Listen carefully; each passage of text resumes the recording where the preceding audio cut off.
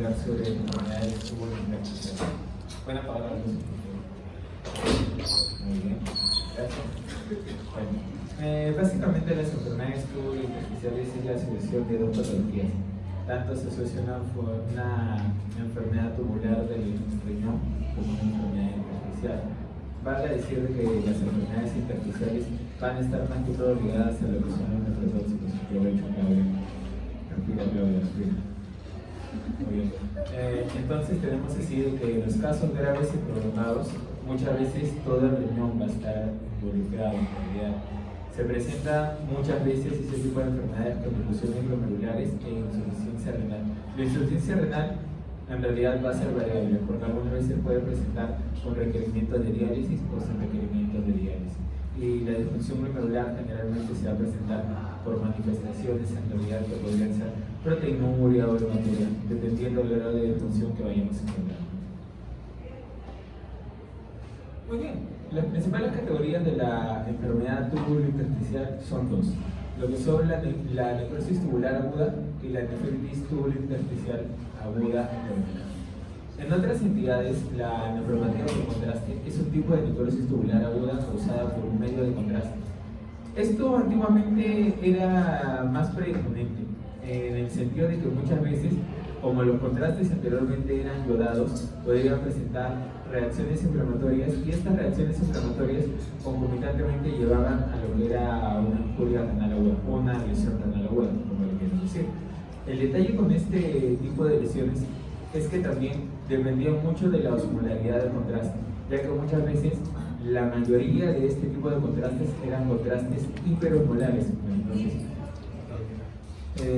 Y por lo tanto, este tipo de soluciones producían, ¿cómo se llama?, lo que era la nefropatía inducida por el contraste. Actualmente, el uso del contraste ayudado ya está ya no es muy utilizado, por decirlo así. Se han sacado otro tipo de contraste y ya en realidad ¿cómo se llama?, ya se ha dejado de usar.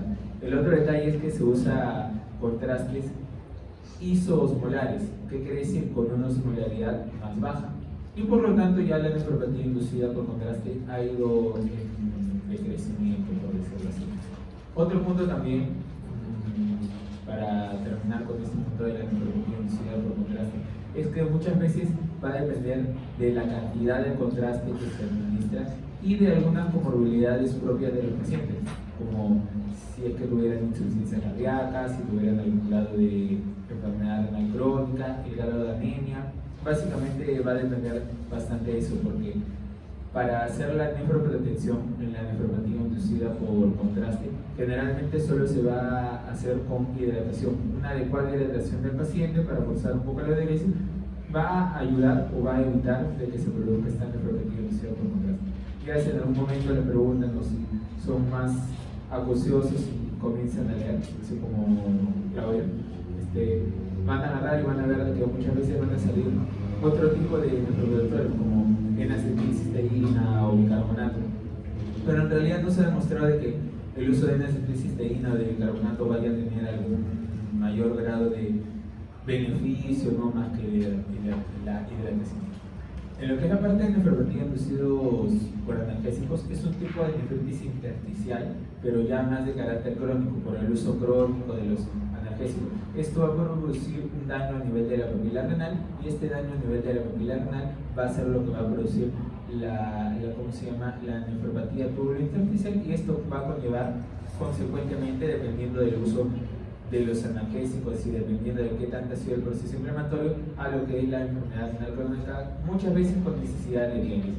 En lo que es la nefropatía por reflujo del riñón de mieloma, son otro tipo de nefropatías tubulointersticiales, pero de carácter crónico. Vemos básicamente la nefropatía inducida por reflujo, muchas veces en los pacientes que tienen anomalías congénitas o que tienen vejiga neurogénica, los cuales no pueden eliminar la orina, por así decirlo. Y en el riñón de mieloma, ya lo hemos hablado también cuando hicimos la clase de glomerulopatías primarias, en el que va a depender del tipo de afectación que se va a tener para poder decir de cómo ha sido el proceso inflamatorio con respecto a eso. Muy bien, los riñones muchas veces están expuestos a lo que son fármacos nefrotóxicos. va a depender, como lo hemos visto en el seminario hace menos de una hora, de la cantidad del fármaco que se va a administrar, así como la sinergia que va a tener contra otros fármacos neurotóxicos. Porque muchas veces hemos visto que se le asocian a los pacientes tratamientos antibióticos, y estos tratamientos antibióticos muchas veces son muy neurotóxicos, como el uso indiscriminado de vancomicina con amikacina. Una perla más. Muy bien, el detalle con esto es de que muchas veces en el tejido renal, que básicamente va a tener la mayor agregación dentro del organismo, casi un 25% de lo que es el gasto cardíaco, los agentes neurotóxicos van a llegar a una concentración mucho mayor que otros tejidos, generalmente unas 50 veces. En lo que son las células intersticiales, muchas veces, ¿qué es lo que pasa? De que muchas veces estos medicamentos están unidos a proteínas, y cuando llegan a las células intersticiales se desligan de estas proteínas y queda su efecto neurotóxico. Es por eso que muchas veces estas concentraciones pueden llegar a ser 300 o hasta 1000 veces mayor que en la que está circulando en el plasma. La nefritis intersticial aguda, per se, generalmente es una nefropatía reversible, debido a que los infiltrados inflamatorios dentro del intersticio es generalmente una causa poco frecuente de lesión renal aguda, pero muchas veces se le asocian otras características clínicas las cuales hacen de que esta lesión se pueda perpetuar. Porque, por ejemplo, estamos con nuestro paciente que tiene una exposición a un agente neurotóxico, pero si, por ejemplo, nuestro paciente se le quita esta exposición a un agente neurotóxico, se disminuye todo lo que es el riesgo de que pueda desarrollar lesión renal aguda. Pero esto no ocurre, por ejemplo, en pacientes que están con procesos infecciosos. Por ejemplo, tenemos a nuestro paciente que está con una sepsis generalizada y muchas veces presenta falla renal aguda asociada con un neurotóxico, pero muchas veces esta falla renal aguda también está supeditada a lo que es, ¿cómo se llama?, la sepsis generalizada, y esto puede conllevar a una necesidad de que el paciente vaya a requerir de hemodiálisis. Básicamente, solo la nefritis intersticial aguda representa un 2 a 3% de las lesiones renales agudas comprobadas por biopsia renal, porque muchas veces estos procesos inflamatorios pueden deberse, ¿cómo se llama?, a otras entidades. Los pacientes sometidos a biopsia renal por lesiones renales agudas representan un 10 a 25% de las lesiones renales agudas inexplicables o por inducidas por medicamentos. Lo que su compañera, por ejemplo, dijo en la mesa redonda con respecto a otras sustancias, como por ejemplo la cocaína, que muchas veces, por ejemplo, teníamos este paciente, el cual, por ejemplo, tenía una exposición a un neurotóxico y se planteó la biopsia renal pensando en que se trataría de una glomerulopatía renal. Al final se dio una glomerulosclerosis focal y sedentaria, pero esto probablemente haya sido por la exposición prolongada a este tipo de neurotóxicos. Antes de la aparición de disponibilidad de los antibióticos se asociaba generalmente a las infecciones, pero en la actualidad se puede apreciar tanto como por agentes antimicrobianos, inhibidores de la bomba de botones, AINES, nefropatía inducida por medicamentos que abarca casi el 75 al 90% de todos los casos. Valga decirte que también en los pacientes de la unidad de cuidados intensivos, el que se le asocie un paciente una falla renal aguda, una necrosis tubular aguda, generalmente va a llevar o va a tener como consecuencia de que va a aumentar su mortalidad, así que es muy importante eso. Muy bien, los factores que actúan generalmente o que afectan la vulnerabilidad de las células luego de su exposición a las toxinas son los siguientes. Los mecanismos de transporte tubular separan a los fármacos de la proteína de unión que generalmente protege de la toxicidad, por eso las lesiones en las células intersticiales. El transporte celular expone a la célula y organelas a diferentes sustancias químicas. Ya sabemos que las concentraciones en el plasma van a ser mucho más bajas que en este nivel.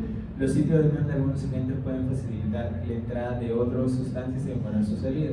Sí, como por ejemplo, tenemos un paciente que le estamos dando tratamiento con vancomicina, pero se le sometió a una tomografía con contraste. ¿Qué es lo que va a pasar? Que por la misma nefrotoxicidad de la vancomicina, esta sustancia va a hacer de que la sustancia contrastada entre con mayor disponibilidad, entre con mayor facilidad y de que pueda demorar su salida por la falla que está teniendo con el riñón.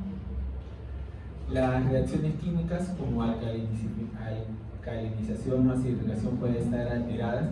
Generalmente el riñón tiene una capacidad de acidificar, pero esto se puede ver alterado en los casos de nefropatías intersticiales o por la misma necrosis tubular aguda. El bloqueo de los receptores de los transportadores puede alterar la exposición al tejido reduciéndolo. ¿Qué quiere decir con esto? De que muchas veces los tejidos van a estar mayormente expuestos debido a esta situación. Los riñones, al tener mayor consumo de oxígeno y glucosa, son más vulnerables a las toxinas que afectan el metabolismo energético celular. ¿Esto qué quiere decir? De que muchas veces los fármacos o medicamentos o las sustancias van a necesitar de glucosa para poder transportarse y para poder interactuar. Si estas toxinas producen una nefrotoxicidad, va a hacer de que el tejido renal sea mayormente alterado o su compromiso sea mayor. Muy bien, acá vemos básicamente, esto lo que hemos hablado es sobre la parte intersticial. Acá vamos a ver el daño que se produce a nivel glomerular por la exposición de los nefrotóxicos. Vamos a tener tres ítems. Uno, que es el primero, que es el aumento de la hipertensión o intraglomerular. ¿Qué es lo que va a producir? Va a producirse procesos inflamatorios, liberación de interleuquina, citoquina, factor de necrosis tumoral en el intersticio tubular, y esto va a aumentar la hipertensión a nivel del glomérulo. Ahí se puede apreciar en el número 1. Número 2, va a haber un escape de leucocitos de los capilares glomerulares. Por el mismo proceso glomerular vamos a tener de que en la parte periglomerular vamos a tener un proceso inflamatorio muy marcado, ya sea con leucocitos, ya sea con células plasmáticas, ya sea con eosinófilos. Va a depender de cuál es la etiología o qué tanto es el compromiso inflamatorio para poder ver esto. Luego, migración de semiluna celular obstruye el túbulo proximal.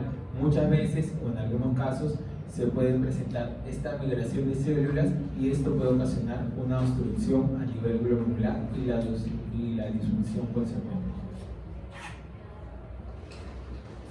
Las causas básicamente de las nefritis tubulointersticiales, de las que nosotros conocemos, van a ser lo que son los agentes tóxicos y las reacciones inmunológicas. Básicamente los agentes tóxicos a la cabeza, los fármacos, y las reacciones inmunológicas por algunas enfermedades netamente del tejido conectivo, ya sea lupus, vasculitis o algunas otras enfermedades sistémicas, como el mieloma, también podríamos encontrar por ejemplo. Las infecciones también, la predisposición o el estar expuesto a ciertos microorganismos va también a hacer de que se desarrolle una respuesta inflamatoria muy marcada, sobre todo lo que son los gram negativos. En lo que es las enfermedades metabólicas, acá podemos decir, por ejemplo, en lo que es la parte del mieloma, o por ejemplo, lo que son la parte de las hipercalcemias. Muchas veces en los linfomas también se puede presentar este tipo de hipercalcemias y generalmente puede conllevar a una nefritis tubulointersticial, algunos factores físicos y algunos tipos de neoplasia. Por ejemplo, en lo que son las neoplasias renales también se puede ver asociado a lo que son las hipercalcemias, y esto puede producir por el mismo proceso inflamatorio una nefritis tubulointersticial. Muy bien, en lo que es la nefritis tubulointersticial aguda, es un patrón de lesión renal primario que presenta un deterioro brusco de la función renal y se caracteriza esencialmente por lo que es la inflamación y el edema intersticial renal. Es una causa importante de insuficiencia renal aguda que va a necesitar de diálisis o no, dependiendo, debido también a las reacciones de hipersensibilidad, en este caso de los fármacos. Las biopsias renales, el porcentaje de encontrar nefritis intersticial aguda está en aumento, debido a que los pacientes o la población está siendo expuesta con una mayor incidencia a lo que son los fármacos, sobre todo los fármacos que pueden producir nefrotoxicidad. Por ejemplo, acá los que les encanta tomar omeprazol como si fueran pastillitas. Muy bien, acá tenemos un cuadro en el cual vamos a ver La mayoría de agentes farmacológicos que podrían producir nefritis intersticial aguda, a la cabeza, por ejemplo, con antibióticos, como les he venido diciendo en la práctica de las cefalosporinas, ciprofloxacino. Muchas veces los fármacos antituberculostáticos como el etambutol también producen la isoniazida. Las penicilinas un poco que han ido disminuyendo conforme han ido pasando los años, debido a que por historia nosotros sabemos que las penicilinas no eran compuestos 100% activos, o no eran compuestos 100% puros. Por eso mismo la vancomicina también, acá deberíamos incluir la colistina. Los antiinflamatorios no esteroideos que producen daño a nivel papilar, diuréticos también como furosemida, algunas misceláneas como aciclovir, allopurinol, algunos fármacos antihipertensivos también. Lo que son los agentes infecciosos, básicamente es bien sui generis, o sea, es bien marcado. En ese sentido, podemos encontrar Escherichia coli, Legionella en las infecciones urinarias complicadas, estreptococo, algunos virus como el virus de la hepatitis C, el virus del VIH, el citomegalovirus, algunos, por ejemplo, poliomavirus que podemos encontrar en los pacientes trasplantados, leptospirosis, que no es muy común, pero cuando tienen un paciente con leptospirosis se hace la famosa enfermedad de Weil, que lo hace con un compromiso renal, podemos decir que esta nefritis intersticial aguda se ha producido por eso, por la misma leptospirosis. Acá otra tabla comparativa en donde, por ejemplo, agarran y consideran de que el 75% de las nefritis intersticiales agudas generalmente se debe a fármacos, un 5 a 10% generalmente se va a deber a las infecciones, otro 5 a 10% va a ser de carácter idiopático. Por ejemplo, acá entra lo que miren, interesante, la nefropatía por anticuerpos antimembrana basal, que ya lo hemos visto en la clase anterior de neuropatías. Muy bien. Otras enfermedades sistémicas, sarcoidosis, Sjögren, leucoceromatosis sistémico, los procesos neoplásicos como mieloma, ya hemos dicho, leucemia, linfoma, y algunas alteraciones metabólicas como lo que son las hipercalemia. Así que, si les pregunto, ¿cuál es la etiología más común de las nefropatías intersticiales agudas? Ustedes marcan por fármacos. Bien, existen factores que complican y hacen que la nefrotoxicidad por antibióticos sea más frecuente que en otras categorías de fármacos. El uso de los antibióticos en combinación, lo que era la asignancia por la toxicidad, los fármacos que la mayoría se eliminan por vía renal, por lo cual al aumentar sus concentraciones o al hacer sinergia con otros fármacos van a producir mayor daño. El grupo de los antiinflamatorios no esteroideos, aproximadamente 1 al 5% están expuestos a lo que son síndromes nefrotóxicos, en el sentido de que los pacientes que utilizan AINES crónicamente, el detalle es de que están expuestos a que tomen otros nefrotóxicos también, pero en un porcentaje mucho menor,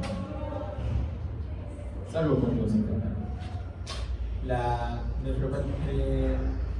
necrosis intersticial aguda se asocia también a infecciones renales primarias, como la pielonefritis bacteriana aguda, la tuberculosis renal y la nefritis por hongo.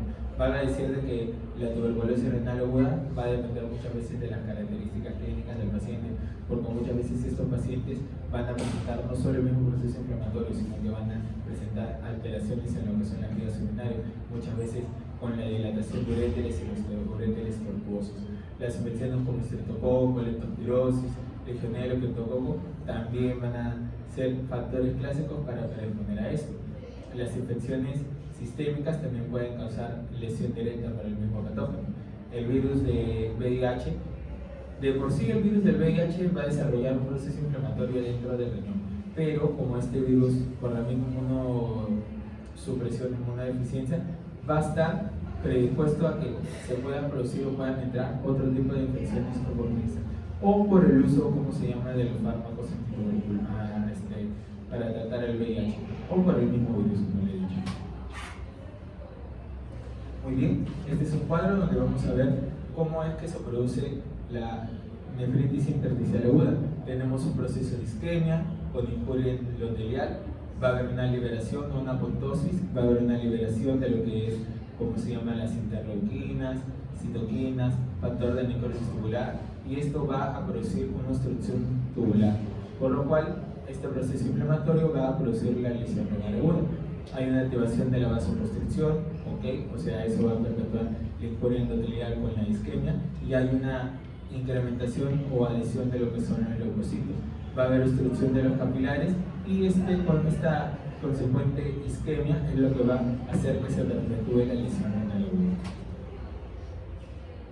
Muy bien, acá vemos lo que son las células intersticiales, y como les decía, hay una injuria, hay un agente, y vamos a ver cómo las células intersticiales van a alterar su estructura normal y van a comenzar a verse alterados por los procesos inflamatorios. Incluso vemos cómo la estructura normal de la célula intersticial se ve alterada, se ve adelgazada.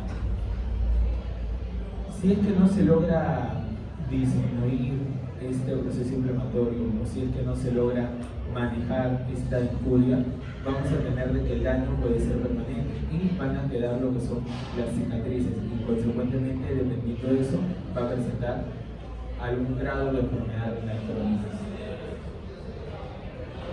Muy bien, estas son las características clínicas que, por ejemplo, nosotros podemos ver. Lo característico generalmente va a depender de cómo se llama, de la causa responsable, pero lo característico que vamos a encontrar, por ejemplo, en los pacientes con nefritis intersticial aguda, va a ser la eosinofiluria. Esto sí es característico de este tipo de lesión. Si yo encuentro eosinófilos en la orina, es característico de la nefritis intersticial aguda. Es variable los grados de proteinuria. En realidad pueden encontrar cilindros eritrocitarios, cilindros hemáticos, dependiendo.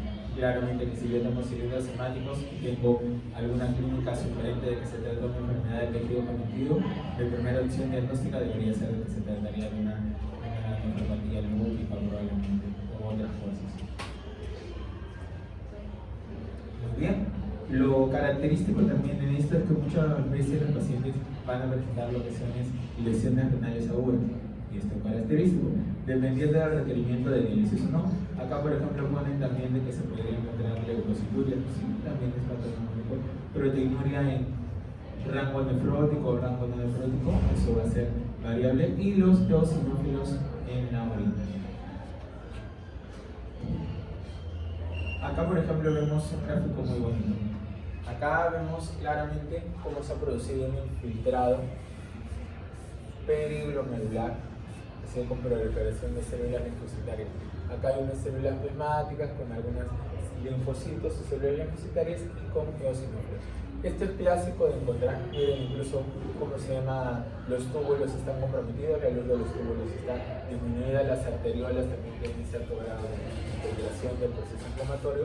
Esto es clásico encontrar en una nefritis intersticial aguda, todo el proceso inflamatorio que vamos a tener.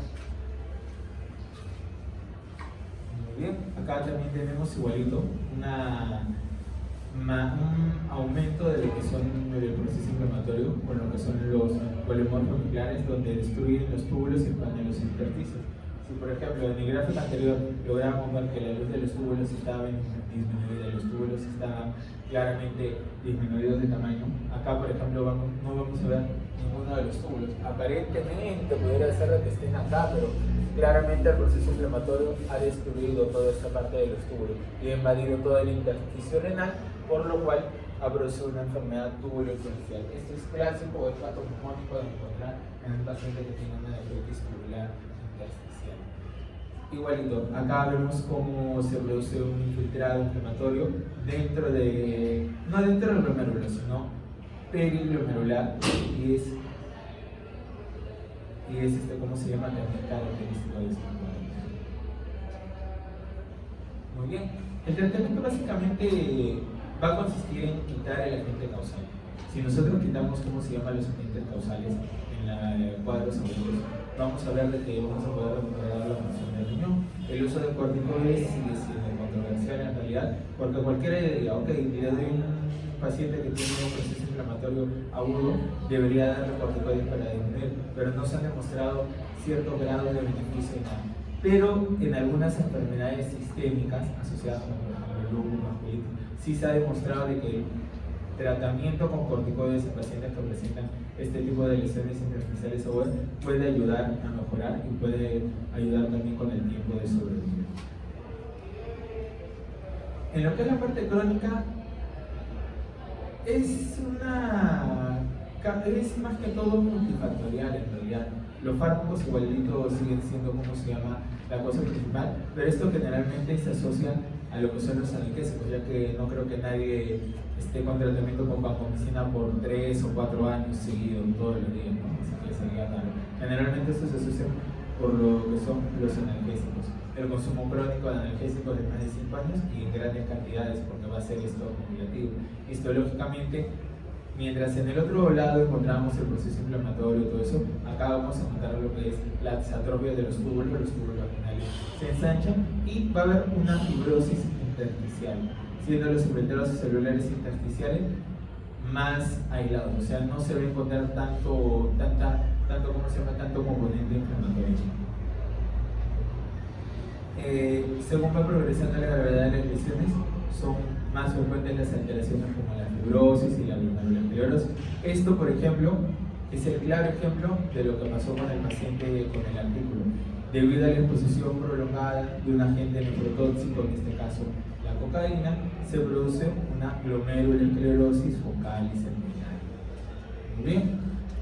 Suelen tener una evolución lenta, clínicamente poco expresiva, síntomas muy inespecíficos en realidad. Las manifestaciones iniciales puede haber una concentración de la orina, por lo cual se puede presentar o se manifiesta con poliuria, polidipsia, incluso con micturia. Se pierde la capacidad de recepción de sodio, así como la capacidad de acidificación, además de presentar poliurias en tramos variables, y la falla renal suele ser paulatina, o sea, no suele ser de un primer momento, sino que la falla renal suele ser lenta y progresiva. Muy igualito nuestra tabla, pero en este caso de los fármacos no vamos a tener generalmente lo que son los antibióticos, sino vamos a tener lo que son los analgésicos, como el paracetamol, para todos los que toman paracetamol también como caramelos, el litio, que anteriormente se daba y producía nefropatía inducida por litio, la ciclosporina, el tamolismo, algunos quimioterápicos en pacientes que tienen tratamiento a largo plazo con tratamientos con medicamentos inmunosupresores. Los tóxicos, como la exposición prolongada a plomo, cadmio, mercurio, los procesos neoplásicos como mielomas y leucemia, la hipercalcemia también es clásico, algunas enfermedades inmunológicas como el lupus, exposiciones prolongadas a la emisión de procesos inflamatorios, algunas uropatías obstructivas como hiperplasia prostática, enfermedad de reflujo, litiasis en realidad, nefropatía inducida por radiación. Para los que vieron Chernobyl, ahí está su causa de cuando los pacientes presentaban cistitis hemorrágica. Nefropatía también de los Balcanes, que generalmente no es muy común acá, pero bueno, no es común, solo para comparar. Muy bien, eso sería todo por ahora. Espero que hayan entendido. Es una clase súper sencilla y súper rápida. ¿Preguntas, dudas, algo? Nada.